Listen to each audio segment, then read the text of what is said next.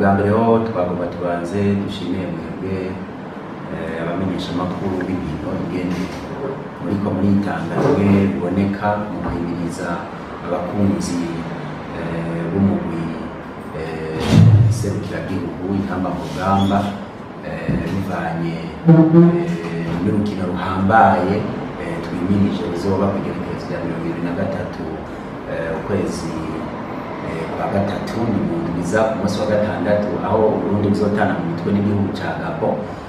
Rero mwarabivuze birumvikana hirya no hino ari naho havuye kw'abo bakunzi b'intamba basanzwe ari abarundi baba mu gihugu ca Sudani y'Epfo, aho baciye baja hamwe bakorakoranya uburyo umwe wese kubwa bose barashika kw'iki gitigiri kingana n'ibihumbi 835 vy'amafaranga y'amarundi.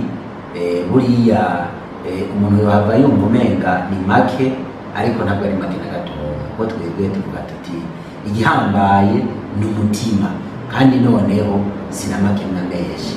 Vyumvikana ko nk'ubu twoza twumva abandi barundi baba nko mu gihugu ca Afrika y'Epfo, baba nko muri Kenya, muri Leta Zunze Ubumwe za Amerika, muri Canada, i Buraya, mu bindi bihugu hirya no hino, ndetse n'aha mu gihugu hagati bakaboneraho akaryo bakabifata nk'akarorero keza, nabo bagaca mw'iyo nzira kugira ngo twese hamwe dushigikire umugwi serukiragihugu intamba mu rugamba, kugira ngo twifatanye nabo mu gutegura n'urukino, maze intsinzi twiteze kandi by'ukuri twizera rwose ko Imana izoyituronsa, tuze tuyironke uwo ari we wese hari uruhara yashizemo vyoryoha gusumbya.